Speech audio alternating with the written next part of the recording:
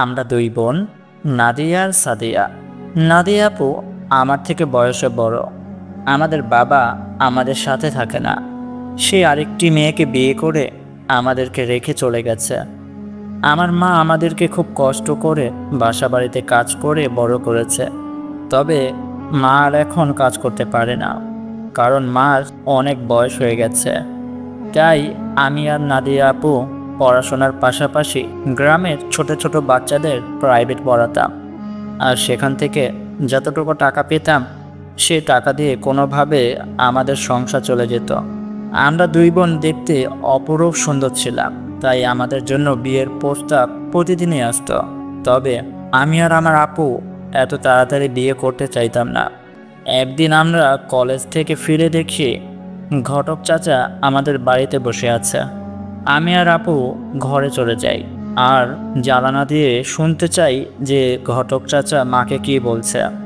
ঘটক চাচা আমার মাকে বলছে, আপা, আপনার বড় মেয়ে নাদিয়ার জন্য খুব ভালো একটা বিয়ের প্রস্তাব নিয়ে এলাম। প্রস্তাবটা কে পাঠিয়েছে জানেন? আমাদের গ্রামের খানবাড়ির বড় ছেলে রশিদ খান। তাকে তো এই গ্রামের সকলেই চেনে। সে মানুষটা কত ভালো এটা তো আমরা সবাই জানি। আসলে পথের মাঝে রশিদ খান আপনার বড় মেয়েকে দেখেছে আর প্রথম দেখাতেই তার অনেক ভালো লেগেছে, তাই সে বিয়ের প্রস্তাব পাঠিয়েছে। যদি রশিদ খানের বিষয়টা একটু ভেবে দেখতেন।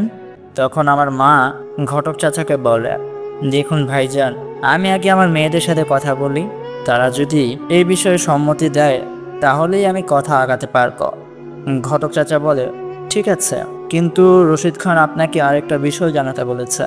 সে বলেছে যদি আপনার বড় মেয়ে নাদিয়া তাকে বিয়ে করে, বিয়ের পর আপনার ও আপনার ছোট মেয়ের সাদিয়ার সকল দায়িত্ব সে তার কাঁধে নেবে। আপনাদের আর কোনো চিন্তা করতে হবে না। আপনি একটু ভেবে দেখবেন আপা। ঘটক চাচা আমাদের বাড়ি থেকে বিদায় নিয়ে চলে যায়। ঘটক চাচা চলে যাওয়ার পর মা আমার কাছে এসে বলে, তোরা একটু এখানে এসে বসতো। আমি আর নাদিয়া আপু মার কাছে গিয়ে বসে, আজকে নাদিয়ার জন্য খুব ভালো একটা বিয়ের প্রস্তাব এসেছে। প্রস্তাবটা পাঠিয়েছে রশিদ খান। আমি তোদেরকে বিয়ের কথা বলতে বলতে হাঁপিয়ে গেছে, কিন্তু তোরা সবসময় একটা কথাই বলতি যে বিয়ের পর আমাকে কে দেখে রাখবে।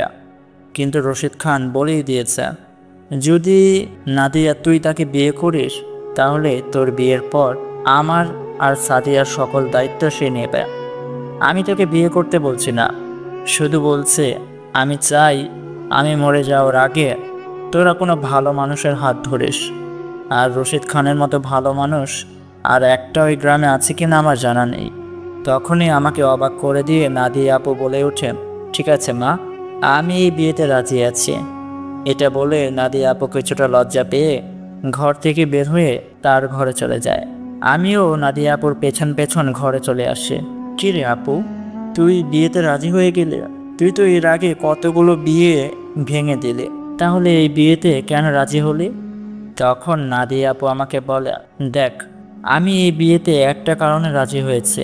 কারণটা হচ্ছে বিয়ের পর সে কথা দিয়েছে তোর আর মার দায়িত্ব সে তার কাঁধে নেবে। বিয়ের পরেও তোরা আমার কাছে সবসময় আসতে পারবে।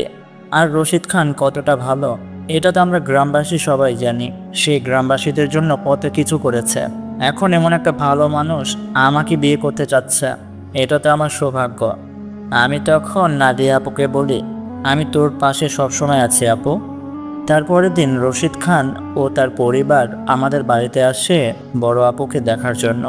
তার পরিবারের সবারই আমার বড় আপুকে খুব পছন্দ হয়। তারা 5 দিন পর বিয়ের দিন ফিক্স করে।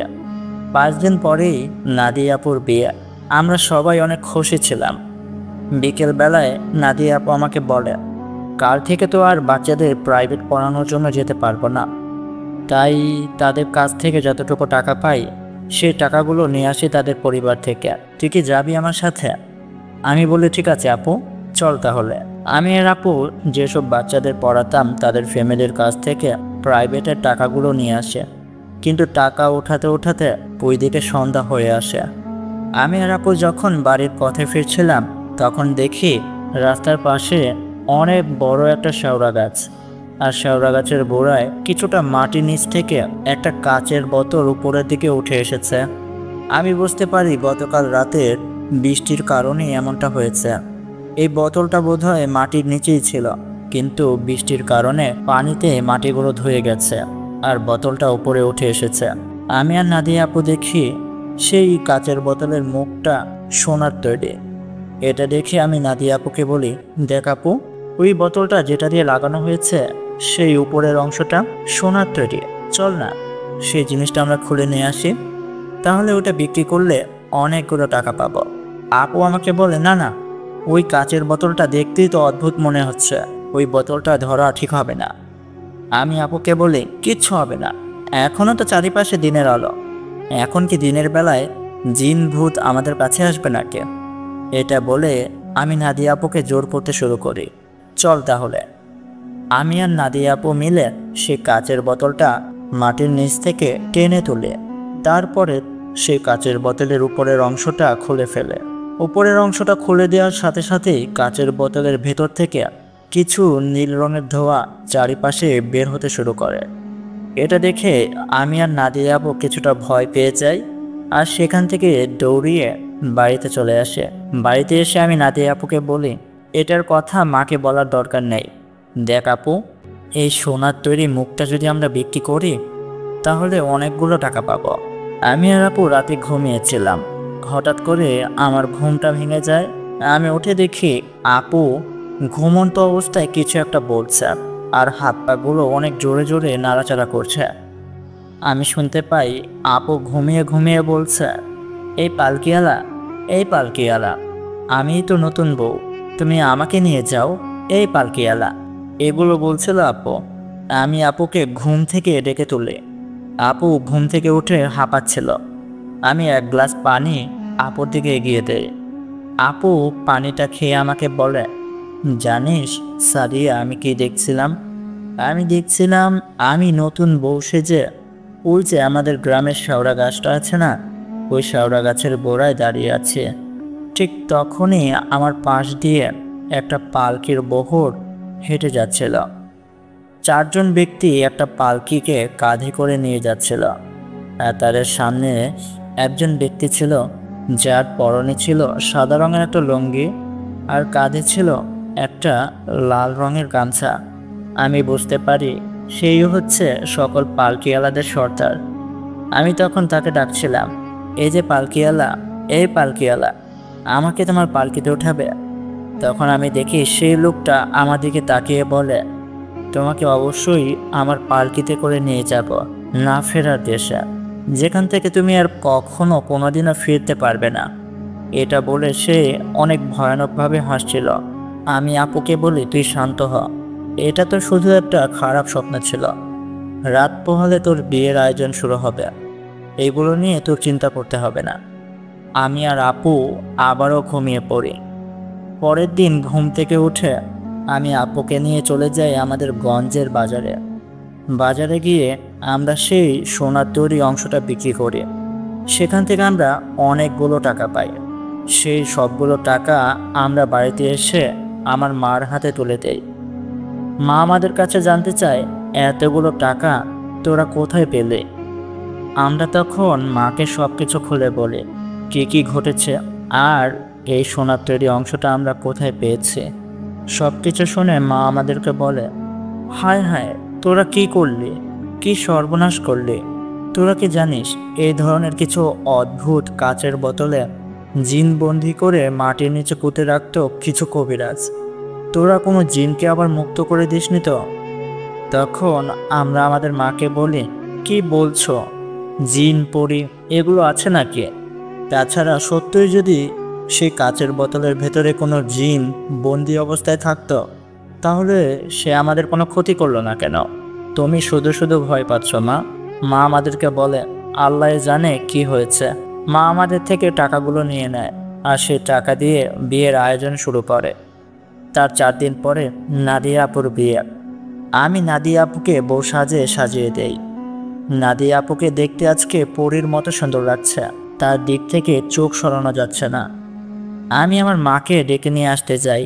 নাদিয়া আপুকে বলি, আমি বাইরে থেকে মাকে ডেকে নিয়ে আসছি। আজকে দেখাবো মাকে আমি কত সুন্দর করে তোকে বউ সাজিয়ে দিলাম। এর জন্য মার থেকে আমি 500 টাকা নেব। এটা বলে আমি ঘরের বাইরে চলে যাই। মা তখন বাইরে বিয়েবাড়ির মেহমানদের আপ্যায়ন করছিল। আমি মার কাছে গিয়ে বলি, মা তুমি আমার সাথে আসো, দেখবে চলো তোমার বড় মেয়েকে আজকে কত সুন্দর করে বউ সাজিয়ে দিয়েছে। তুমি কিন্তু এর জন্য আমাকে 500 টাকা দেবে। মা আমাকে বলে, কোথায় চলতে দেখি। আমি মাকে নিয়ে আমাদের ঘরে আসে, কিন্তু ঘরে এসে দেখি নাতি আপু ঘরের ভেতরে নেই। এটা দেখে আমি আর মা আশেপাশে আরও অন্য ঘরগুলোতে খোঁজ করি, কিন্তু কোথাও নাদিয়া আপুকে খুঁজে পাই না। বাড়ির আশেপাশে খোঁজ করতে শুরু করি, কিন্তু কোথাও নাদিয়া আপু নেই। বিয়ে বাড়িতে যারা এসেছিল সবাই আমাদেরকে বলতে শুরু করে, দেখো নাদিয়ার মা, তোমার মেয়ে বোধহয় অন্য কোনো ছেলের সাথে সম্পর্ক করত, তাই সে ছেলের হাত ধরে পালিয়ে গেছে। কিন্তু আমি তখন সবাইকে বলি, দেখুন আমি আমার বড় আপুকে খুব ভালো করে চিনি। তার যদি কোনো ভালোবাসার সম্পর্ক থাকতো তাহলে সর্বপ্রথম সে আমাকে জানাতো, কিন্তু আমি জানি সে কাউকে ভালোবাসে না, আর তার ইচ্ছেতেই এই বিয়েটা হচ্ছিল। কিন্তু গ্রামবাসীরা কেউ আমাদের কথা বিশ্বাস করে না। ঠিক তখনই রাশেদ খান আমাদের কাছে এসে বলে, আমি জানি আপনাদের বাড়ির মেয়ে কেমন, আর সবটা জেনেই আমি তাকে বিয়ে করার জন্য রাজি হয়েছে। আমি বেশ কিছুদিন তার পেছু ঘুরেছি, তাকে নজরে রেখেছি। আমি দেখেছি সে অন্য কাউকে ভালোবাসে না। আপনার মেয়ের সাথে বোধহয় অন্য কিছু হয়েছে, তাকে কেউ নিয়ে গেছে জোর করে। আপনারা চিন্তা করবেন না, আমি আমার সাথীদের মাধ্যমে খোঁজ লাগিয়ে দেখছি নাদিয়া এখন কোথায় আছে। রাশেদ ভাইয়া যেহেতু গ্রামের অনেক ধনী ব্যক্তি, সে তার লোকজনের মাধ্যমে পুরো গ্রামে খোঁজ লাগিয়ে দেয় কোথায় নাদিয়া আপু আছে। কিন্তু সবাই সব জায়গায় তন্ন করে খোঁজে, কিন্তু কোথাও নাদিয়া আপুকে খুঁজে পায় না। শেষমেশ সবাই খুঁজে না পেয়ে আবার আমাদের বাড়িতে ফিরে আসে। ততক্ষণে বিয়েটা ভেঙে গেছে, যে যার মতো করে বাড়িতে চলে গেছে। রাশেদ ভাই আমাদের কাছে এসে বলে, আচ্ছা আপনাদের সাথে 2-3 দিন আগে এমন কি কিছু ঘটেছে যেটা আপনাদের কাছে অনেক অদ্ভুত মনে হয়েছে? তখন আমি রাশেদ ভাইয়াকে বলি, ভাইয়া একটা অদ্ভুত ঘটনা আমাদের সাথে ঘটেছে। গতকাল রাতে নাদিয়া আপু একটা খুব ভয়ানক স্বপ্ন দেখে। আমি সেই স্বপ্নের বিষয়ে সব কিছু রাশেদ ভাইয়াকে বলি, আর এটাও বলি আমরা একটা কাচের বোতল সেই শেওড়া গাছের গোড়ায় খুঁজে পেয়েছিলাম, আর সেটার উপরের অংশ ছিল সোনার তৈরি। আর সেই সোনার তৈরি অংশটা আমরা বিক্রি করে সেই টাকা দিয়েই বিয়ের আয়োজন করেছি। এটা শুনে রাশেদ ভাইয়া অনেকটা রাগ করে, আর আমাকে বলে, তোমাদেরকে আমি কতবার করে বলেছি এই বিয়ের জন্য তোমাদের 1 টাকাও দিতে হবে না। আমি তখন বলি, আমরা লোভে পড়ে গিয়েছিলাম, আমাদেরকে মাফ করবেন। আর আমরা চেয়েছিলাম আমাদের টাকাতেই বিয়েটা হোক, এমনিতে তো আপনাকে দেওয়ার মতো আমাদের কোনো সামর্থ্য ছিল না। রাশিদ ভাই আমাদেরকে বলে, ঠিক আছে, এটা নিয়ে তোমরা চিন্তা করো না। আমি আগামীকালই আমাদের গ্রামের সবথেকে বড় কবিরাজ খালেক কবিরাজকে নিয়ে তোমাদের বাড়িতে আসব। তুমি তাকে সব কিছু খুলে বলো। যদি কোনো অলৌকিক ঘটনা ঘটে থাকে তাহলে সে তার জিনেদের মাধ্যমে অবশ্যই জানতে পারবে। আর আমি বাইরে আবারও খোঁজ করছি, যদি নাদিয়াকে খুঁজে পাই। এখন তোমরা ঘরে যাও, চিন্তা করো না, ঘুমিয়ে পড়ো, আমি সকালে আসছি। আমি আর মা সেদিন রাতে আর ঘুমাতে পারি না, আমরা অনেক কান্না করছিলাম। পরের দিন সকালবেলা রাশেদ ভাইয়া তার সাথে করে আমাদের গ্রামের সবথেকে বড় কবিরাজ খালেক কবিরাজকে আমাদের বাড়িতে নিয়ে আসে। খালেক কবিরাজ আমাদের বাড়িতে এসে আমাদেরকে সালাম দিয়ে বলে, আসসালামু আলাইকুম ওয়া রাহমাতুল্লাহি ওয়া বারাকাতুহু।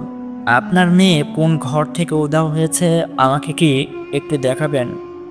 আমরা তখন খালেক কবিরাজকে নিয়ে যাই, যেই ঘর থেকে উধাও হয়ে গেছিল আমার বড় বোন নাদিয়া। খালেক কবিরাজ ঘরের ভেতরে প্রবেশ করে বলে, আমি ঘরটা ভেতর থেকে লাগিয়ে দেব। আমি আমার জিনেদের মাধ্যমে খোঁজ করে দেখব এই ঘরের ভেতরে কোনো অলৌকিক ঘটনা ঘটেছে কিনা। আমরা তিনজন ঘরের বাইরে চলে যাই। তারপরে খালেক কবিরাজ ঘরটাকে ভেতর থেকে লাগিয়ে দেয়। আধ ঘন্টা পর খালেক কবিরাজ সেই ঘরের ভেতর থেকে বের হয়ে আসে আর আমাদেরকে বলে, দেখুন, আপনার মেয়েকে নিয়ে গেছে পালকিওয়ালা। এই নামটা শুনে আমি অনেকটা ভয় পেয়ে যাই, কারণ সেদিন স্বপ্নের মাঝে নাদিয়া আপু বারবার করে বলছিল, এই যে পালকিওয়ালা, আমাকে আপনার পালকিতে করে নিয়ে যাবেন। আমি তখন খালেক কবিরাজকে বলি, আমি চিনি সেই পালকিওয়ালাকে, তাকে তো আমার আপু স্বপ্নে দেখেছিল। তখন খালেক কবিরাজ আমাদেরকে বলে, তুমি আর তোমার বড় আপু সেদিন যে ওই কাচের বোতলটা পেয়েছিলে, সেই কাচের বোতলটা কোনো সাধারণ বোতল ছিল না। সেই বোতলের ভিতরে বন্দি ছিল একটা ভয়াবহ ভয়ঙ্কর জিন, আর সেই জিনের নামই ছিল পালকিওয়ালা। আজ থেকে আরও 600 বছর আগের কথা। গ্রামের ভেতরে যদি কোনো যুবতী মেয়ের বিয়ে হতো, তাহলে সেই পালকিওয়ালা জিন তার সাথীদেরকে নিয়ে এসে সেই মেয়েকে ঘর থেকে উঠিয়ে নিয়ে যেত। আস্তে আস্তে গ্রামবাসীরা পালকিওয়ালার অভিশাপের বিষয়ে জানতে পারে, আর গ্রামে যুবতী মেয়েদের বিয়ে বন্ধ হয়ে যায়, কারণ কোনো বাবা মা তার মেয়েকে হারাতে চাচ্ছিল না। যদি কোনো বাড়িতে বিয়ে হতো, কোনো না কোনোভাবে সেই নতুন বউ উধাও হয়ে যেত, তাকে আর কেউ খুঁজে পেত না।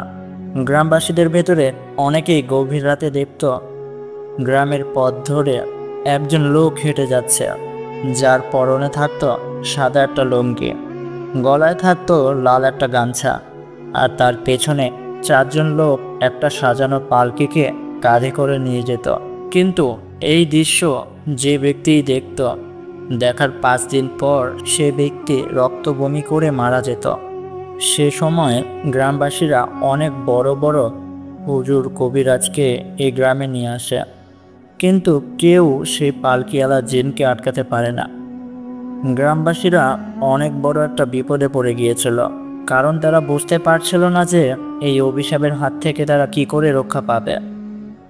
এক এক করে গ্রামবাসীদের ভেতরে অনেকেই মারা যেতে শুরু করে, কারণ যারাই গভীর রাতে ঘরের বাইরে আসতো তারাই দেখতো সেই পালকিওয়ালাকে, আর ঠিক তার 5 দিন পরেই তারা রক্তবমি করে মারা যেত। এইভাবেই চলছিল। তার কিছুদিন পর একজন কোরআনের হাফেজ হঠাৎ করেই এই গ্রামে চলে আসে। সে এই গ্রামে আসার সাথে সাথেই বোঝা যায় যে এই গ্রামে কি হচ্ছে, কারণ সে ছিল খুবই ধার্মিক আর তার ঈমান ছিল অনেক শক্ত। সেই হাফেজ সাহেব গ্রামবাসীদের এক জায়গায় করে বলে, আমি পারবো আপনাদের এই বিপদের হাত থেকে বাঁচাতে। সেই হাফেজ সাহেব অনেক কষ্ট করে সেই পালকিওয়ালা জিনকে তার জ্ঞানের মাধ্যমে সেই বোতলটার ভেতরে বন্দি করে। বন্দি করার পর হাফেজ সাহেব মাটি খুঁড়ে তার 150 হাত নিচে সেই কাচের বোতলটাকে রেখে দেয়। এত গভীরে রাখার উদ্দেশ্য হচ্ছে যেন কখনোই এই কাচের বোতলটা কোনো মানুষের হাতে না লাগে।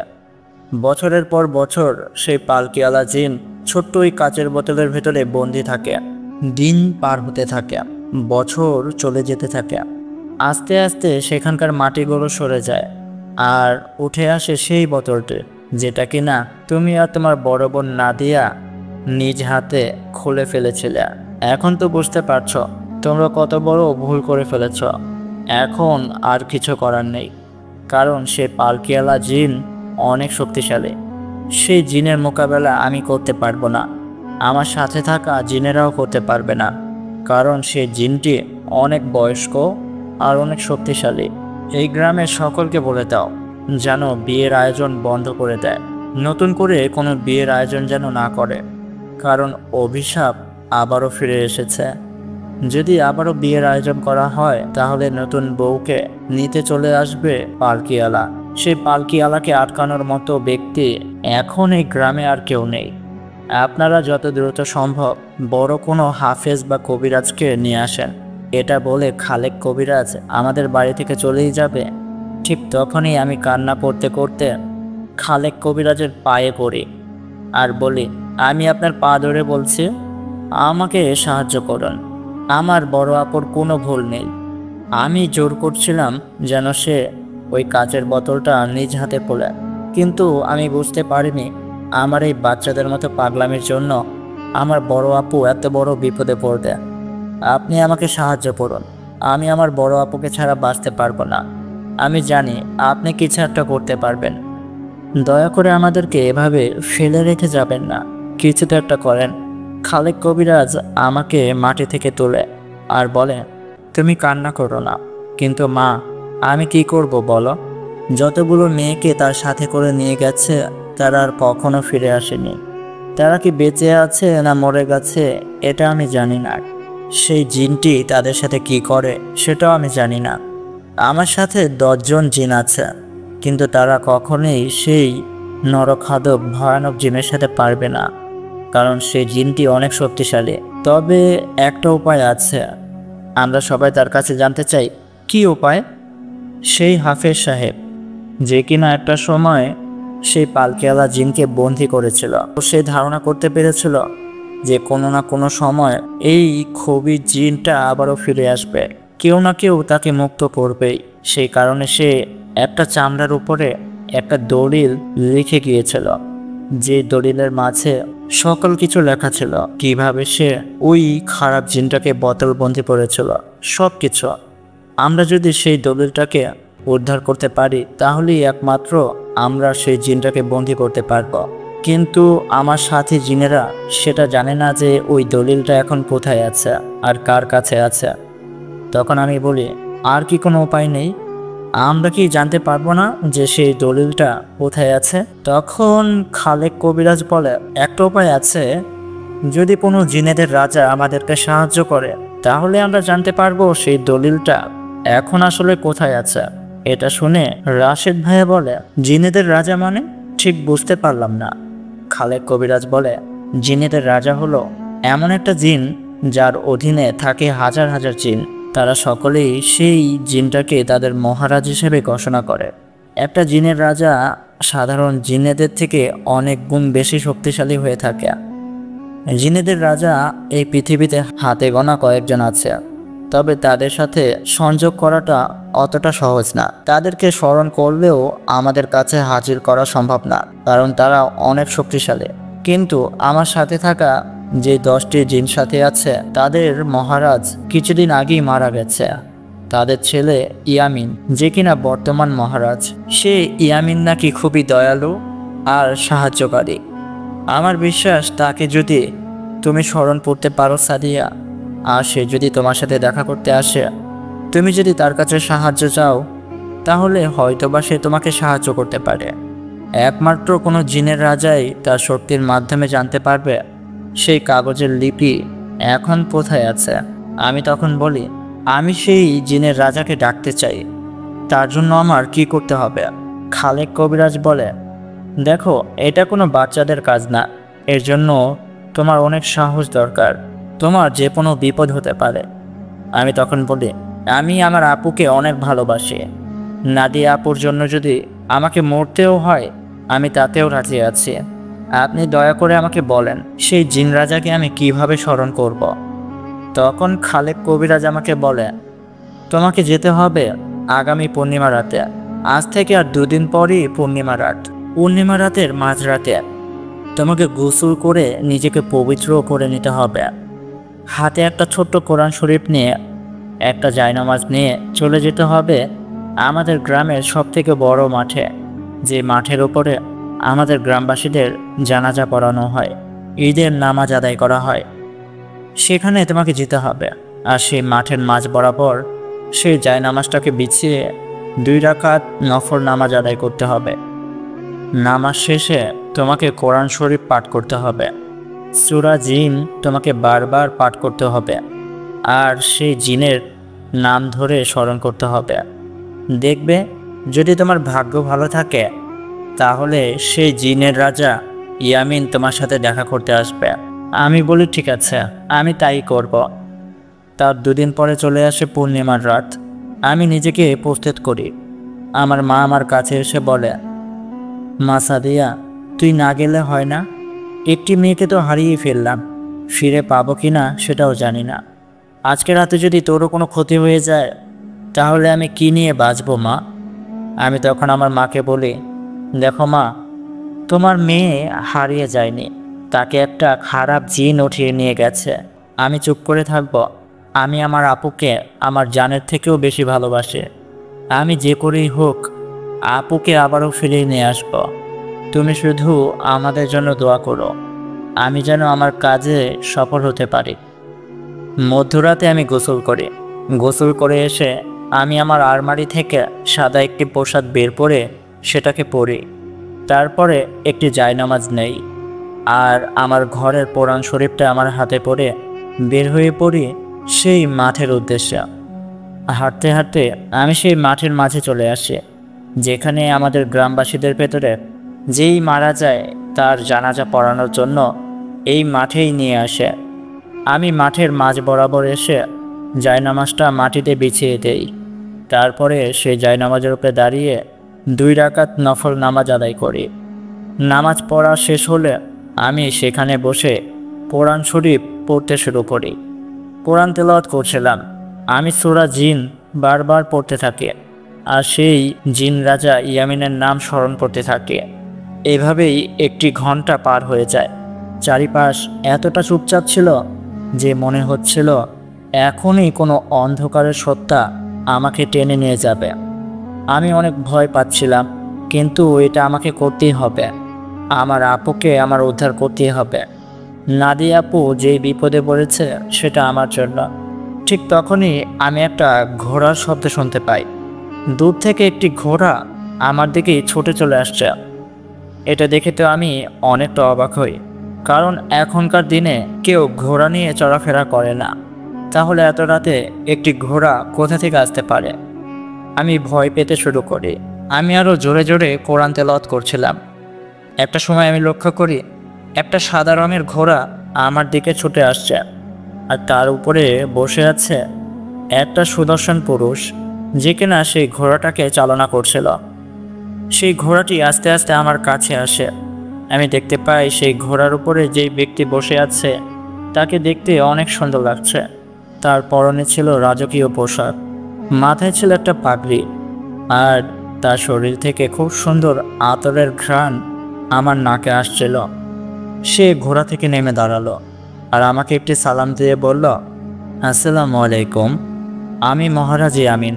আপনি কেন আমার নাম বারবার স্মরণ করছেন? আপনি কি আমার কাছে কিছু বলতে চান? আমি তখন উঠে দাঁড়াই আর সেই জিন রাজাকে উদ্দেশ্য করে বলে, আমি একটা সাহায্য চাই। আমি আমার বোনকে ফেরত চাই। আপনি দয়া করে আমাকে সাহায্য করেন। এটা বলে আমি কান্না করতে শুরু করি। তখন সেই জিন রাজা ইয়ামিন আমাকে বলে, আপনি আগে শান্ত হন, আমাকে সব কিছু খুলে বলেন, তারপরে আমি দেখছি আমি আপনাকে সাহায্য করব কি করব না। আর ভয় পাওয়ার কোনো দরকার নেই। আমি আপনার কোনো ক্ষতি করতে আসিনি আর ক্ষতি করবও না। আপনার বোনের কি হয়েছে? তখন আমি সেই জিন রাজাকে সব কিছু খুলে বলে। সবটা শুনে সেই জিন রাজা আমাকে বলে, আপনার বোনকে নিয়ে গেছে পালকিওয়ালা, তাই তো? দেখুন, পালকিওয়ালা একটা প্রাচীন জিন, যার কাছে আছে অনেক শক্তি। আমার বাবা এখন আর বেঁচে নেই। যদি আমার বাবা বেঁচে থাকতো তাহলে সেই পালকিওয়ালাকে এখনই এখানে স্মরণ করে এনে হত্যা করত। কিন্তু আমি কিছুদিন আগেই রাজা হয়েছে, এখনও আমার কাছে পুরোপুরি শক্তি আসেনি। কিন্তু আমি আপনাকে বলে দিতে পারবো সেই দলিল এখন কোথায় আছে। যেই দলিলের মাঝে লেখা আছে সেই পালকিওয়ালা জিনকে কিভাবে বন্দি করতে পারবেন, সেটা কোথায় আছে, কার কাছে আছে, সেটা আমি জানি। আমি আপনাকে সাহায্য করব। আপনি আমার সাথে সেখানে যেতে পারবেন আর সেই দলিলটা উদ্ধার করতে পারবেন। সেই দলিলটা একটা কবরস্থানের ভেতরে একটি কবরের মাঝে আছে। আর সেই কবরটা কার জানেন? সেই হাফেজ সাহেবের, যে হাফেজ সেই পালকিওয়ালা জিনকে বোতলবন্দি করেছিল। আসলে সে জানতো কখনো না কখনো এই বোতলটা কারো হাতে পড়বে আর সেই অভিশাপ আবারও ফিরে আসবে। এই কথা ভেবেই সে একটি দলিল লিখেছিল, যে দলিলের মাঝে সব কিছু লেখা আছে কিভাবে সেই পালকিওয়ালা ভয়ঙ্কর জিনকে আবারও বোতলের মাঝে বন্দি করা সম্ভব। সেই দলিলটা সে তার সাথে তার কবরে নিয়ে গেছে। সে যখন মারা যাবে তার অনেকদিন আগে তার গ্রামবাসীদেরকে বলেছিল আমি যেদিন মারা যাব সেদিন এই দলিলটা আমার সাথে কবরে রেখে দিও। কারণ সে জানতো যদি দলিলটা অন্য কোথাও রেখে সে মারা যায় তাহলে পালকিওয়ালার সাথীরা সেই দলিলের মাধ্যমে পালকিওয়ালাকে আবারও মুক্ত করতে সক্ষম হবে। এই কারণে সে সেই দলিলটাকে নিয়ে তার কবরে চলে যায়। আর মরার পরেও তার কারিন জিন এখনও সেই দলিলকে পাহারা দিচ্ছে, যেন কোনো খারাপ জিন সেই দলিলটা কবর থেকে না উঠাতে পারে। আমি আপনাকে আগামীকাল সেখানে নিয়ে যাব, সেই হাফেজ সাহেবের কবরের কাছে। আপনি আগামীকাল সন্ধেবেলা আবার ওই মাঠে আসবেন। আমি আপনাকে নিয়ে যাব। আমি আপনাকে সাহায্য করতে চাই। কেন জানেন? কারণ আপনি খুব সুন্দরভাবে কোরআন তেলাওয়াত করতে পারেন। আপনার কোরআন তেলাওয়াত শুনে আমি মুগ্ধ হয়েছি। তাছাড়া মাশাআল্লাহ আপনি দেখতে অনেক সুন্দর। আপনাকে দেখে আমার অনেক ভালো লেগেছে। আমি এই কাজটি করব, তার বিনিময়ে আমারও একটা জিনিস চাই। আমি তখন সেই জিন রাজাকে বলি, আপনার কাছে এত ধন সম্পদ আছে, বিশ্বাস করেন আমরা খুবই গরিব। আপনাকে দেওয়ার মতো আমাদের কাছে কোনো সামর্থ্য নেই, আমাকে মাফ করবেন। তখন মহারাজ ইয়ামিন আমাকে বলে, আপনি একটু বেশি কথা বলেন। আমি কি আপনাকে বলেছি আপনার থেকে আমি টাকা পয়সা এগুলো চাই? আমি অন্য আরেকটি জিনিস চাই, যেটা আপনার ভেতরেই আছে, আর আপনি সেটা চাইলেই দিতে পারবেন। আমি তখন বলি, আপনি কি বলছেন? আমি ঠিক বুঝতে পারছি না। ইয়ামিন জিন তখন আমাকে বলে, আপনি ঘাবড়াবেন না। আপনার যদি ইচ্ছে হয় তাহলে আপনি আমাকে সেটা দিবেন, ইচ্ছে না হলে দিতে হবে না। কিন্তু সবার আগে আপনার বোনকে উদ্ধার করতে হবে। আমাদের হাতে সময় খুব কম। আপনি আগামীকাল সন্ধেবেলায় এখানে আসবেন, আর খালেদ কবিরাজকে বলবেন যে আমি আপনাদেরকে সাহায্য করতে রাজি হয়েছি। আর বাকি কিছু আমি খালেদ কবিরাজের সাথে থাকা সেই 10 জন জিনকে, যারা কিনা আমার রাজ্যের বাসিন্দা, তাদের কাছে বলে দেব কি কি করতে হবে। এটা বলে মহারাজ ইয়ামিন আবারও সেই সাদা ঘোড়ার উপরে উঠে বসল, আর সেই ঘোড়াটি আবারও অন্ধকারের দিকে ছুটে গেল। একটা সময় সেই ঘোড়াটি অদৃশ্য হয়ে গেল। তারপর আমি সেখান থেকে উঠে বাড়িতে চলে আসি।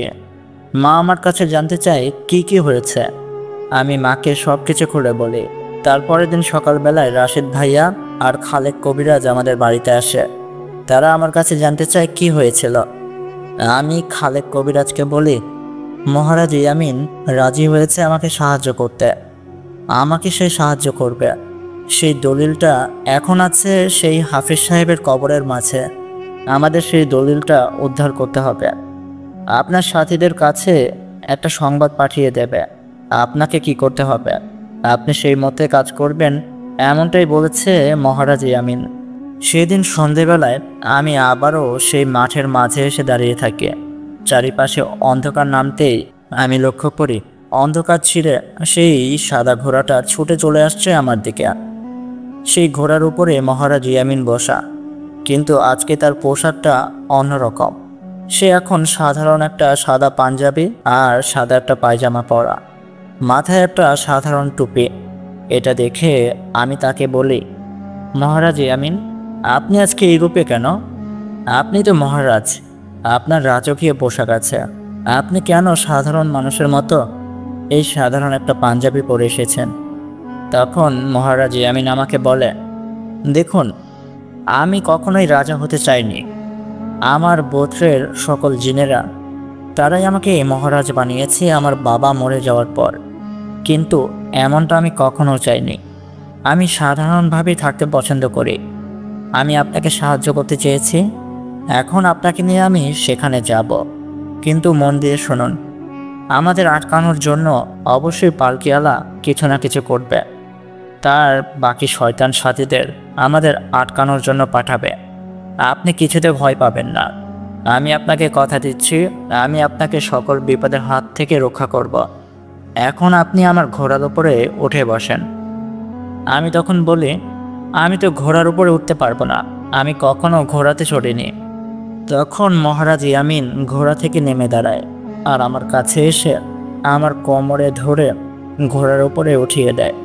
সে যখন আমাকে স্পর্শ করে আমার পুরো শরীরের পশমগুলো দাঁড়িয়ে যায়। আমার বুকের ভেতরে ধকবক ধকবক করতে শুরু করে। এই প্রথম কোনো জিন আমাকে স্পর্শ করলো।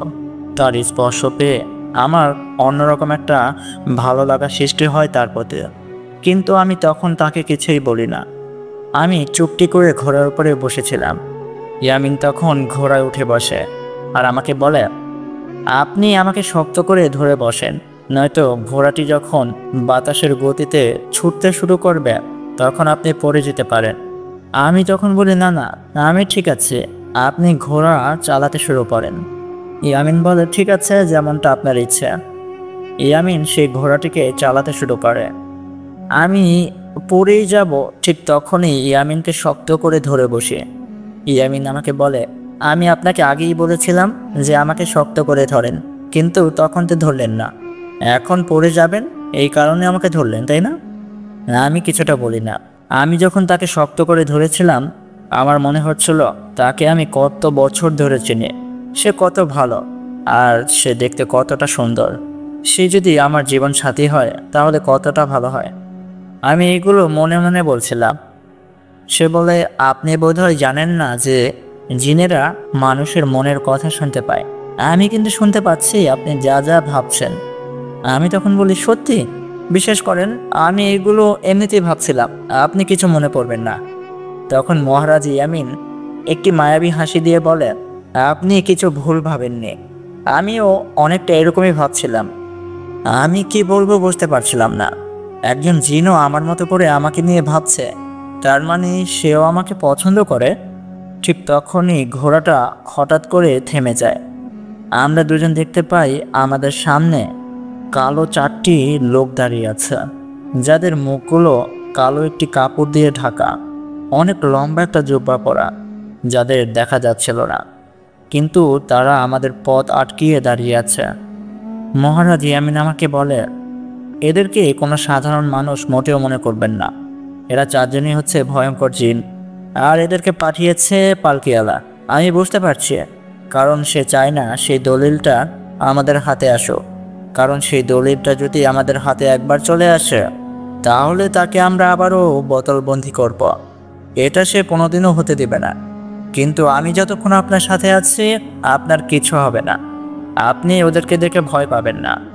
এটা বলে মহারাজ ইয়ামিন ঘোড়া থেকে নেমে দাঁড়ায় আর তাদেরকে উদ্দেশ্য করে বলে, তোমাদের ভালো চাও তো এখান থেকে চলে যাও, কারণ আমি যদি তোমাদের উপরে হামলা করি তাহলে তোমরা প্রাণে বেঁচে ফিরতে পারবে না। তখন মোটা কণ্ঠে সেই 4টি ভয়ঙ্কর জিন আমাদেরকে বলে, আমরা আমাদের মালিকের দাস, তার আদেশ পালন করা আমাদের কর্তব্য। সেই আদেশ পালন করতে গিয়ে যদি আমাদের মৃত্যু হয় তাতেও আমাদের কোনো আফসোস নেই, কিন্তু আমরা আদেশ পালন করব। আজকে তোমাদের দুজনকে এখানেই হত্যা করব, এমনটাই আমরা আদেশ পেয়েছি। এটা বলে সেই 4টি কালো ছায়া আমাদের দিকে এগিয়ে আসে। আমি দেখি ইয়ামিন তখন তার শক্তির মাধ্যমে তার হাতে একটা তলোয়ারি নিয়ে আসে। তলোয়ারিটা দেখতে অনেক অদ্ভুত ছিল। সেই তলোয়ারির উপরে লেখা ছিল আরবি কিছু হরফ, যেটা দেখে বোঝা যাচ্ছিল না সেখানে কি লেখা। ইয়ামিন সেই তলোয়ারি নিয়ে এগিয়ে যায় সেই 4জন খারাপ জিনের দিকে। সেই তলোয়ারি দিয়ে এক এক করে সে জিনেদের উপরে আক্রমণ করে। আমি দেখছিলাম সেই তলোয়ারি যে জিনকে আঘাত করছিল, সেই জিনটিই কয়লা হয়ে মাটিতে ঝরে পড়ছিল। এক এক করে ইয়ামিন 4টি জিনকেই হত্যা করে। তারপরে আবারও আমার কাছে ফিরে এসে বলে, আপনি কি ভয় পেয়েছেন নাকি? আমি আপনাকে কথা দিয়েছি না, যতক্ষণ আপনার সাথে আমি আছি আপনার কিছু হতে দেব না, ইনশাল্লাহ। আমি তখন বলি, আপনার তলোয়ারিটা দেখতে অনেক অদ্ভুত। এই তলোয়ারি দিয়ে আপনি যে জিনকে আঘাত করছিলেন সেই জিনটাই কয়লা হয়ে যাচ্ছিল। তখন ইয়ামিন আমাকে বলে, দেখুন, এটা কোনো সাধারণ তলোয়ারি না। এই তলোয়ারিটা আমার দাদু আমার বাবাকে উপহার দিয়েছিল, আর আমার বাবা মরে যাওয়ার আগে আমাকে উপহার দিয়েছিল। এটা অনেক শক্তিশালী একটা তলোয়ারি। ইয়ামিন আবারও ঘোড়া চালাতে শুরু করে। দেখতে দেখতে আমরা চলে আসি সেই কবরস্থানের মাঝে। আমি দেখতে পাই এটা অনেক পুরনো একটা কবরস্থান, যেখানে এখন কাউকে কবর দেওয়া হয় বলে মনে হচ্ছে না। চারিপাশে অনেক বড় বড় জংলা গাছ, দেখে মনে হচ্ছে এই কবরস্থানে অনেক দিন কেউ আসেনি। ইয়ামিন তখন বলে, আসুন আমার সাথে। আমি ইয়ামিনের হাত ধরি আর তার সাথে কবরস্থানের ভেতর প্রবেশ করি। ইয়ামিন আমাকে একটা আয়াত শিখিয়ে দেয়। এই সূরাটা পাঠ করতে থাকেন, চোখ বন্ধ রাখবেন আর চারিপাশে অনেক কিছুর শব্দ শুনতে পারেন, কিন্তু আপনি চোখ খুলবেন না। যাই হোক না কেন, যতক্ষণ আপনাকে আমি চোখ খুলতে না বলছি। আমি ইয়ামিনের কথা মতো চোখ দুটো বন্ধ করে ফেলে। তারপরে ইয়ামিন আমাকে নিয়ে সেই কবরস্থানের মাঝে হাঁটা শুরু করে। আমি শুনতে পাই মৃতদের শব্দ। অনেক মৃত মানুষ আমাকে কাঁদো কাঁদো কণ্ঠে বলছে, অনেক কষ্ট হচ্ছে, অনেক কষ্ট হচ্ছে, আমাদেরকে নিয়ে যাও, আমরাও যাব, আমরাও যাব, অনেক কষ্ট হচ্ছে। ইয়ামিন বলে, এসব শব্দে কান দিয়েন না। আসলে এগুলো খারাপ জিন, যারা কিনা এই কবরস্থানের আশেপাশে থাকে। দেখুন, যে একবার মৃত্যুবরণ করে সে আর কখনোই ফিরে আসতে চায় না, আর সে জানে সে কখনোই ফিরে আসতে পারবে না। কথা বলতে বলতে ইয়ামিন আমাকে নিয়ে হাজির হয় সেই হাফেজ সাহেবের কবরের সামনে। সেখানে আসার পর ইয়ামিন আমাকে বলে, এখন আপনি আপনার চোখ দুটো খুলতে পারেন। ইয়ামিনের কথা মতো আমি আমার চোখ দুটো খুলে ফেলি। আমি দেখি একটা কবর, যেটার উপরে খুব সুন্দর কিছু ফুল গাছ লাগানো। এই পুরো কবরস্থানের ভিতরে যতগুলো কবর আছে সবগুলো কবরই নষ্ট হয়ে গেছে, কিন্তু এই কবরটার কিচ্ছু হয়নি। দেখে মনে হচ্ছে এখনই এই কবরটা তৈরি করা হয়েছে। ইয়ামিন আমাকে বলে, এটাই হচ্ছে সেই হাফেজ সাহেবের কবর। এই কবরটা আমরা খোঁড়াই করতে পারবো না। 1 মিনিট দাঁড়ান, আমি দেখতে পাচ্ছি সেই কবরের ভেতরে এখনও হাফেজ সাহেবের কারিন জিন বসে আছে সেই দলিলটা নিয়ে। ইয়ামিন তখন সেই কারিন জিনের উদ্দেশ্যে বলে, দেখুন, আপনার সন্দেহই ঠিক হয়েছে। আপনি জানতেন তাই না, সেই পালকিওয়ালা কখনো না কখনো আবারও ফিরে আসবে। এমনটাই হয়েছে, সেই অভিশাপ আবারও ফিরে এসেছে। আপনার সাহায্য দরকার, সেই দলিলটা আমাদের দরকার।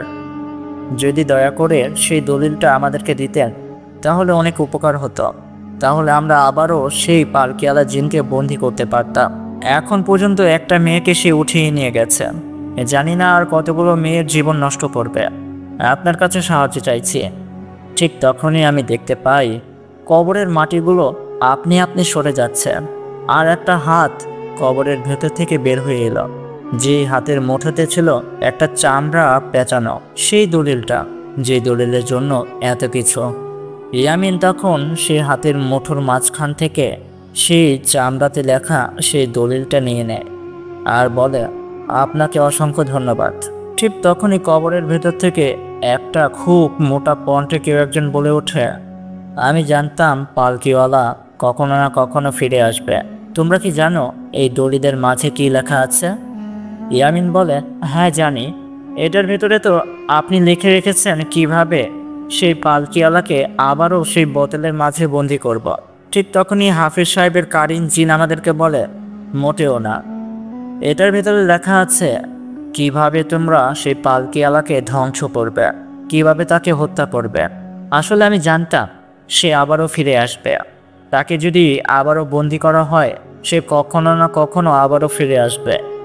তাই আমি তাকে কিভাবে হত্যা করা যায় সেটা সব কিছু এখানে লিখে রেখেছে, যেন কখনো যদি সেই অভিশাপ আবারও ফিরে আসে তাহলে তাকে যেন চিরকালের মতো মেরে ফেলা হয়। আমার ইচ্ছে আর আমি চাইব তোমরা তাকে হত্যা করো, কারণ তাকে বন্দি করে রাখলে কোনো লাভ হবে না। আবারও দেখা যাচ্ছে অনেক দিন পর সে আবারও ফিরে আসবে, কিন্তু তখন তাকে আটকানোর মতো আর কেউ থাকবে না। তাই সব থেকে ভালো হবে তাকে হত্যা করাটা। এটা বলে সেই কবরের মাটিগুলো আবারও আগের মতো হয়ে যায়। ইয়ামিন আমাকে বলে, চলো এখন আমাদেরকে যেতে হবে। ইয়ামিন তার ঘোড়ায় করে সেখান থেকে আমাকে নিয়ে আসে। আমাদের গ্রামে আসার পর ইয়ামিন আমাকে বলে, এই কাগজের মাঝে অনেকগুলো আয়াত লেখা আছে আর কিছু কিছু নিয়ম লেখা আছে। এই কাজ করতে আমার সাহায্য লাগবে। তুমি কবিরাজ খালেককে বলবে আগামীকাল রাতে যেন তোমাকে নিয়ে এই মাঠের মাঝে আসে। এখানেই যা করার করব। এখান থেকেই আমরা রওনা করব সেই পালকিওয়ালার আস্তানার উদ্দেশ্যে। যেখানে বন্দি আছে তোমার বোন, সেখান থেকেই তোমার বোনকে উদ্ধার করব আর সেই পালকি এলাকায় ধ্বংস করব, যেন সে আর কখনোই কোনো মাসুম মেয়ের জীবন নিয়ে খেলা না করতে পারে। আমি বাড়িতে চলে আসি। বাড়িতে এসে আমি খালেক কবিরাজকে সব কিছু খুলে বলি। খালেক কবিরাজ বলে, অবশ্যই আমি যাব, যেহেতু মহারাজ ইয়ামিন আদেশ করেছে, আমি তার আদেশ অবশ্যই পালন করব। আমি জানি এই কাজের জন্য আমার মৃত্যু হতে পারে, তারপরেও আমি এই মহান কাজটি করতে চাইব। তুমি চিন্তা করো না, আমি রাতে তোমাকে নিয়ে সেই মাঠে যাব। আর কিছু জিনিস প্রয়োজন, যেটা কিনা মহারাজ ইয়ামিন আমার সাথীদের মাধ্যমে আমাকে জানিয়েছে। আমি সকল কিছুর ব্যবস্থা করছি, তুমিও প্রস্তুত হয়ে নাও। এটা বলে খালেক কবিরাজ আমাদের বাড়ি থেকে চলে যায়। আমিও রাতের জন্য প্রস্তুত হতে শুরু করি। মা আমাকে বলে, আমি জানি না আজকে রাতে কি হতে চলেছে, তুই বেঁচে ফিরবি না মরে যাবি সেটাও জানি না। আর যদি আমি দেখি তোরা আর ফিরে আসবি না, তাহলে আমি আত্মহত্যা করব, এমনটাই কথা দিলাম, কারণ তোদের ছাড়া আমি বাঁচতে পারবো না। সেদিন রাতে আমি আর খালেক কবিরাজ বের হয়ে যাই আমাদের সেই মাঠের উদ্দেশ্যে। মাঠে আসার পর ঠিক তখনই দূর থেকে একটি ঘোড়া ছুটে আসে আমাদের দিকে। আমি দেখতে পাই মহারাজ ইয়ামিন আমাদের কাছে এসেছে। মহারাজ ইয়ামিন আমাদের কাছে এসে বলে, দেখুন, আমি জানি না যে আজকে রাতে কারো মৃত্যু হবে কি হবে না, কারণ সে আস্তানার ভিতরে প্রবেশ করার পর আমাদের মেনে নিতে হবে যে যে কোনো সময় আমরা মরে যেতে পারি। তবে আপনাদের দুজনকে আমি কথা দিচ্ছি, যতক্ষণ আমার দেহে প্রাণ আছে ততক্ষণ আপনাদের দুজনের ভেতরে কারো কোনো ক্ষতি হতে দেব না, এতটুকু বিশ্বাস রাখতে পারেন। এটা বলে খালেক কবিরাজ আর আমাকে ইশারা করে ঘোড়ার উপরে ওঠার জন্য। ইয়ামিন ঘোড়া থেকে নেমে যায় আর আমাকে বলে, তোমরা এই ঘোড়ার উপরে উঠে বসো, এই ঘোড়াটি তোমাদেরকে নিয়ে যাবে সেই আস্তানায়। তখন আমি ইয়ামিনকে বলি, তাহলে আপনি আসবেন না? ইয়ামিন বলে, আমি আসব, আমার ঘোড়ার প্রয়োজন নেই, তোমাদের প্রয়োজন। তোমরা যাও, আমি বাতাসের সাথে উড়তে উড়তে চলে আসব। সেই ঘোড়াটি তখন অন্ধকার ছিঁড়ে ছুটতে শুরু করে পালকিওয়ালার আস্তানা থেকে। 2 ঘন্টা পর ঘোড়াটি আমাদেরকে নিয়ে আসে অজানা একটা রাস্তায়। এই রাস্তাটা আমরা চিনি না। কিছুক্ষণ ঘোড়াটা চলার পর একটি স্থানে এসে থেমে যায়। আমরা দেখতে পাই আমাদের সামনে অনেক বড় একটা পাহাড়। সেই পাহাড়ের মাঝ দিয়ে একটা সুড়ঙ্গ চলে গেছে। ঠিক তখনই আমাদের সামনে এসে দৃশ্যমান হয় মহারাজ ইয়ামিন। ইয়ামিন আমাদেরকে বলে, এই পথ ধরেই যেতে হবে, এই পথ ধরেই আমাদের পাহাড়ের ভিতরে প্রবেশ করতে হবে। আর সেই পাহাড়ের ভিতরেই আছে পালকিওয়ালা ও তার সাথীরা। দেখুন কবিরাজ খালেক, আপনার কাছে জ্ঞান আছে, সেই জ্ঞানকে কাজে লাগান। আর সাদিয়া, তুমি তোমার বোনকে মুক্ত করবে। যখন আমি আর কবিরাজ খালেক সেই সব খারাপ জিনেদের বিরুদ্ধে যুদ্ধ করব, আমাদের কাছে সময় খুব কম। তুমি যত দ্রুত সম্ভব তোমার বোনকে মুক্ত করে আবারও বাইরে চলে আসবে। তারপর এই ঘোড়ার উপরে চড়ে তোমাদের বাড়ির দিকে রওনা করবে। আমার কথা আর খালেকের কথা তোমাকে ভাবতে হবে না, আমরা সঠিক সময় ফিরে আসব।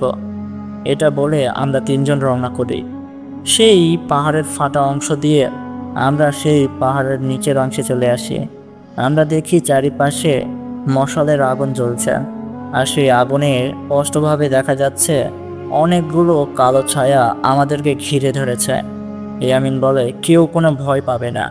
সেই কালো ছায়াগুলো বলতে শুরু করে, যদি ভালো চাও তাহলে চুপচাপ আমাদের সাথে আসো। সেই কালো ছায়াগুলো আমাদেরকে নিয়ে যায় পালকিওয়ালার কাছে।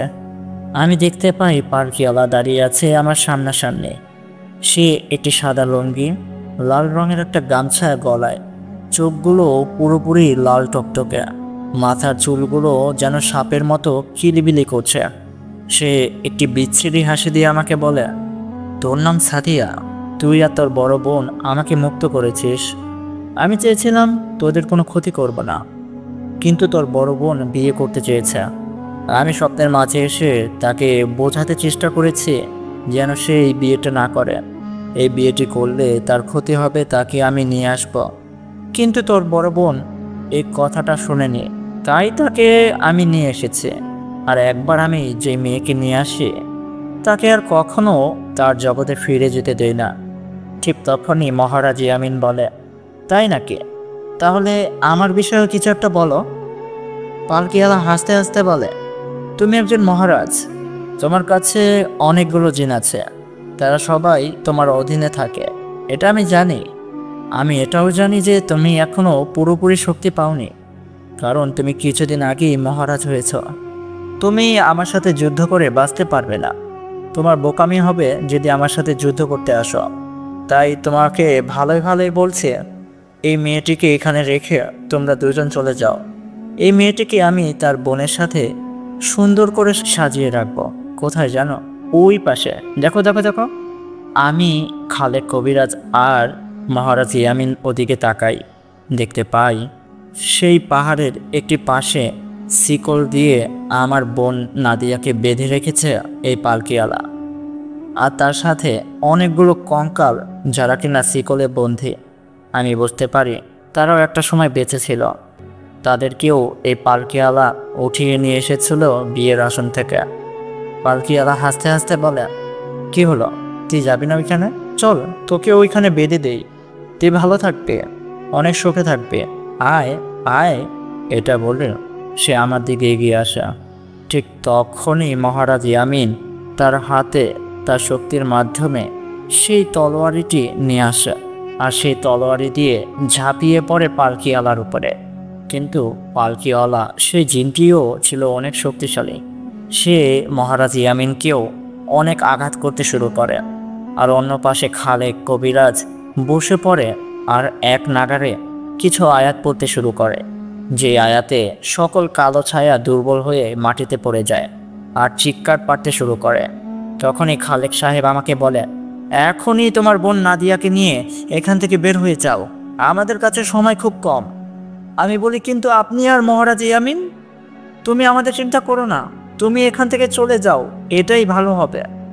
আমি তখন দৌড়াতে দৌড়াতে চলে যাই আমার বোনের কাছে। আমি আমার বোনকে বাঁধন থেকে মুক্ত করি, তারপরে তাকে নিয়ে গুহার বাইরে চলে আসি। কিন্তু আমি শুনতে পাচ্ছিলাম মহারাজ ইয়ামিনের চিৎকার আর খালেক কবিরাজের সেই আয়াত পড়ার শব্দ। আমি অনেক ভয় পেয়ে গিয়েছিলাম, আমার মন কাঁদছিল। কেন জানি না মনে হচ্ছিল আমিও সেখানে ফিরে যাই, আর ইয়ামিনের সাথে আমিও মারা যাই। আমি জানি না আমি কি তাকে ভালোবাসি কি না, কিন্তু তার জন্য একটা অদ্ভুত মায়া হচ্ছিল। আমি বাইরে চলে আসি। নাদিয়া আপুর জ্ঞান ছিল না। আমি কোনোভাবে তাকে ঘোড়ার উপরে ওঠাই, তারপরে নিজে উঠে বসি। ঘোড়াটি নিজে থেকেই আমাদেরকে নিয়ে আবারও দৌড়াতে শুরু করে। ঘোড়াটি আমাদেরকে আমাদের বাড়িতে নিয়ে আসে। আমি দেখি আমাদের মা জায়নামাজ বিছিয়ে বারান্দায় বসে কান্না করছে আর আল্লাহ পাককে বলছে, আমার দুটি মেয়েকে সুস্থভাবে আমার কাছে ফিরিয়ে দাও। এগুলো বলছে আর কান্না করছে। আমি তখন মাকে ডেকে বলি, মা, আমরা চলে এসেছি। মা মোনাজাত শেষ করে আমাদের দিকে ছুটে আসে আর কান্না করতে করতে বলে, তাহলে নাদিয়াকে তুই ফিরিয়ে নিয়ে এলে? নাদিয়া, মা নাদিয়া, তুই ঠিক আছিস? আমি মাকে বলি, মা, আপুর জ্ঞান নেই, তুমি আপুকে ঘরে নিয়ে যাও, তার জ্ঞান ফিরে আসবে। আমি এখনই আসছি, তুই আবার কই যাবি? তুমি যাও মা, আমি আসছি বললাম তো। মা আপুকে নিয়ে ঘরে চলে যায়। আমি আবারও সেই ঘোড়ার উপরে উঠে বসে আমি কান্না করতে করতে ঘোড়াকে বলি, আমাকে আবারও সেখানে নিয়ে যাও। কিন্তু ঘোড়াটা মাথা নাড়িয়ে বোঝায় সে আমাকে সেখানে নিয়ে যাবে না। আমি ঘোড়াকে বলি, দয়া করে আমাকে সেখানে নিয়ে যাও। আমি মহারাজ ইয়ামিনকে ভালোবেসে ফেলেছি, তার সাথে আমিও মরতে চাই। আমাকে সেখানে নিয়ে যাও, আমার তার জন্য অনেক চিন্তা হচ্ছে। দয়া করো, দয়া করো। কিন্তু ঘোড়াটা রাজি হচ্ছিল না। আমি কান্না করতে করতে সেই ঘোড়াটাকে বলি, তুমি যদি এখন আমাকে সেখানে না নিয়ে যাও তাহলে আমি আত্মহত্যা করব। আমি কিন্তু মারা যাব, আর আমার মৃত্যুর জন্য তুমি দায়ী থাকবে। তখন ঘোড়াটা মাথা নাড়িয়ে বোঝায়, ঠিক আছে, সে আমাকে সেখানে নিয়ে যাবে। তারপরেও যেন আমি এমনটা না করি। এইবার ঘোড়াটি চলতে শুরু করে। সেই বাতাসের গতিতে আমাকে নিয়ে আসে সেই গুহার সামনে। আমি ঘোড়া থেকে নেমে দৌড়িয়ে গুহার ভিতরে প্রবেশ করি। আমার মনে অনেক ভয় হচ্ছিল, ইয়ামিনের কিছু হয়নি তো, সে মারা যায়নি তো।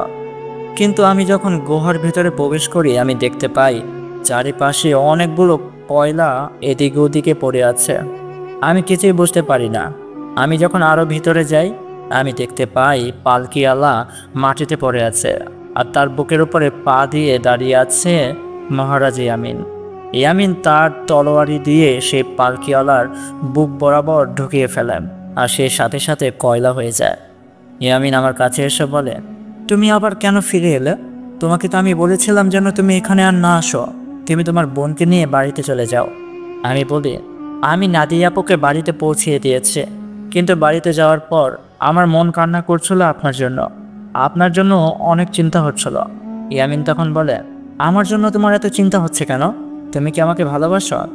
আমি বলি, সেটা আমি জানি না, কিন্তু আমার মনে হচ্ছে আপনাকে হারিয়ে ফেললে আমি বেঁচে থাকতে পারবো না। ইয়ামিন বলে, শুনতে চাইবে না আমি তোমার কাছে কি চাই? তোমাকে আমি শুরুতে বলেছিলাম যদি তোমার বোনকে আমি উদ্ধার করতে পারি তাহলে তোমার কাছ থেকে একটা জিনিস চেয়ে নেব। আজকে সেই জিনিসটা চাইব, তুমি কি দেবে? আমি তখন বলি, আমি সব কিছু দিতে রাজি আছি, আপনার কি চাই আমাকে বলেন, আমি আপনার জন্য সব কিছু করতে রাজি আছি। ইয়ামিন বলে, আমি আপনার কাছে আপনার ভালোবাসা চাই। আমি চাই আপনি আমাকে ভালোবাসুন, আমাকে বিয়ে করুন। আপনি কি আমাকে ভালোবাসবেন? দেখুন, আমি কিন্তু সেদিনই বলেছিলাম এই বিষয়ে আপনি চাইলে আপনার জিনিসটা আমাকে দিতে পারেন, আর আপনি চাইলে নাও দিতে পারেন। এখনও একই কথা বলছে, আপনি যদি চান তাহলে আমাকে ভালোবাসতে পারেন, আর যদি চান তাহলে নাও বাসতে পারেন। আমি আপনাকে জোর করব না। আমি ইয়ামিনকে এই কথার উত্তর দেই না, আমি তাকে জড়িয়ে ধরি আর কান্না করতে করতে বলি, আমি মনে মনে আপনাকে আমার স্বামী হিসেবে কবুল করলাম। তখন খালেব কবিরাজ আমার কাছে এসে বলে, আমি অনেক খুশি যে একজন জিন রাজা তোমার জীবন সাথী হয়েছে। দেখো, ইয়ামিন মহারাজ অনেক ভালো। সাধারণত কোনো জিন রাজা কোনো সাধারণ মানুষদের সাহায্য করতে চায় না। আমি তার সম্পর্কে যতটুকু শুনেছি সে তার থেকেও বেশি ভালো। তোমরা সুখে থাকো, এটাই দোয়া করি। মহারাজ ইয়ামিন তখন আমাদেরকে আমাদের বাড়িতে পৌঁছে দেয় তার ঘোড়ার মাধ্যমে। চলে যাওয়ার আগে আমাকে বলে, তোমার মাকে জানিয়ে দিও যে তুমি আমাকে বিয়ে করতে চাও। সে যদি সম্মতি দেয় তাহলেই আমি তোমাকে বিয়ে করার জন্য তোমার বাড়িতে প্রস্তাব পাঠাবো, আর সে যদি সম্মতি না দেয় তাহলে তোমাকে ভুলে যাব, এমনটাই কথা দিলাম। কারণ মার ঋণ আমরা কখনোই শোধ করতে পারবো না। এটা বলে মহারাজ ইয়ামিন আবারও সেই ঘোড়ার ওপরে উঠে বসল, আর ঘোড়াটি অন্ধকারে অদৃশ্য হয়ে গেল। আমি ঘরে চলে আসি। আমি দেখি নাদিয়া আপুর জ্ঞান ফিরেছে। নাদিয়া আপু আমাকে জড়িয়ে ধরে কান্না করে দেয় আর বলে, তুই আমার জন্য এত কিছু করলি, তুই একটাবার নিজের কথা ভাবলি না? এই কাজ করতে গিয়ে যদি তোর মৃত্যু হতো? আমি তখন বলি, আমি তোকে অনেক ভালোবাসি রে আপু, আর আমার জন্যই তোকে এত কষ্ট ভোগ করতে হলো। আমি যদি জানতাম এমনটা হবে তাহলে সেদিন আর তোকে বলতাম না সেই বোতলের মুখটা খোল। নাদিয়া আপু বলে, আমাদের কপালে যা ছিল তাই হয়েছে। খালেক কবিরাজ আমাদের কাছে এসে বলে, তুমি যখন তোমার নাদিয়া আপুকে নিয়ে সেই গুহার বাইরে চলে এলে তখন চারিপাশ থেকে কালো ছায়া আমাকে ঘিরে ধরে, আর মহারাজ ইয়ামিনকে অঝরে আঘাত করছিল সেই পালকিওয়ালা সেই ভয়ানক জিনটি। আমি তো ধরেই নিয়েছিলাম মহারাজ ইয়ামিন মারা যাবে, আর আমিও বোধহয় মারা যাব। ঠিক তখনই মহারাজ ইয়ামিন তার পকেট থেকে সেই চামড়ার ভেতরে খোদাই করা সেই দলিলটা বের করে, আর সেটার ভিতরে থাকা কিছু আয়াত পড়তে শুরু করে। যে আয়াতের শব্দে পালকিওয়ালা জিন অনেক দুর্বল হয়ে পড়ে, আর তার সাথে থাকা সকল কালো ছায়া কয়লা হয়ে ঝরে পড়ে। তারপরে মহারাজ ইয়ামিন সেই পালকিওয়ালা জিনের বুকের উপরে পা রাখে, আর ঠিক তখনই তুমি গুহার ভিতরে প্রবেশ করো। আমাদের মুখে এসব কথা শুনে নাদিয়া আপু আমার কাছে জানতে চায়, মহারাজ ইয়ামিন ইয়ামিন ইনি আবার কে? তখন আমরা সকল কিছু তাকে খুলে বলে, সবটা শুনে বলে, সে আমার জন্য এত কিছু করলো? আমি তখন বলি, সে তোর জন্য না আপু, সে আমার জন্য এত কিছু করেছে। আসলে সে আমাকে ভালোবাসে, আর আমিও তাকে ভালোবাসি। আমি তখন মাকে বলি, মা আমি তাকে বিয়ে করতে চাই। সে বলেছে তুমি যদি রাজি হও তাহলে সে আমাদের বাড়িতে বিয়ের প্রস্তাব পাঠাবে। তখন মা বলে, কিন্তু সে তো একটা জিন। আমি বলি, দেখো মা, সে এটাও বলেছে তুমি যদি রাজি না হও তাহলে সে আর কখনোই আমাদের কাছে ফিরে আসবে না। সে তোমাকে নিয়ে অনেক ভালো ভালো কথা বলেছে। তখন মা বলে, আমি জানতাম সে ভালো, কারণ সে আমার মেয়েদেরকে রক্ষা করার জন্য নিজের জীবন বাজি রেখেছে। তোমাদের বিয়েতে আমার কোনো আপত্তি নেই, তবে আমার একটা ইচ্ছে আছে। আমি বলি, কী ইচ্ছে মা? মা বলে, তোমার বড় আপু নাদিয়ার বিয়ে যেদিন হবে সেদিন গভীর রাতে তোমার বিয়েটাও যেন হয়, এমনটাই যেন হয়। আমি বলি, এমনটাই হবে মা। তার পরের দিন রাতে, গভীর রাতে তার মাকে দিয়ে আমাদের বাড়িতে বিয়ের প্রস্তাব পাঠায় মহারাজ ইয়ামিন। আমার মা ও তার মা সারা রাত গল্প করে। ভোর রাত হওয়ার আগেই ইয়ামিনের মা আমাদের থেকে বিদায় নিয়ে চলে যায়। বিয়ের দিন তারিখ ঠিক হয়। রাশেদ ভাইয়াও অনেক খুশি। রাশেদ ভাইয়াকে আমরা জানিয়েছি যে আমি বিয়ে করছি মহারাজ ইয়ামিনকে। রাশেদ ভাইয়াও এই বিয়েটা মেনে নেয় আর বলে, তোমরা সব সময় সুখে থাকবে, কারণ তোমার জন্য সে নিজের জীবনকে বাজি রেখেছে। সে তোমাকে অনেক ভালোবাসে, দেখবে সে তোমাকে সারা জীবন সুখে রাখবে। সেদিন আমাদের বাড়িতে দুইটা বিয়ের আয়োজন করা হয়। একটা বিয়েতে সম্পন্ন হয় রাত 10টার ভিতরে, রাশেদ ভাইয়ের সাথে আমার বড় আপু নাদিয়া আপুর। কিন্তু গভীর রাতে আরেকটা বিয়ের আয়োজন করা হয়, যে বিয়ের মেহমান ছিল জিন আর করি। যে বিয়েটা ছিল আমার সাথে মহারাজ ইয়ামিনের। আমাদের বিয়েটা পড়িয়েছিল কবিরাজ খালেক সাহেব। তো এই সুন্দর গল্পটি আমি এখানে শেষ করলাম। তো প্রিয় লিসেনার, এই গল্পের বিষয়ে যে কোনো মতামত আমাদেরকে কমেন্ট করে জানাবেন। আমি আরিয়ান আজ আপনাদের থেকে বিদায় নিলাম। আল্লাহ হাফেজ। আসসালামু আলাইকুম।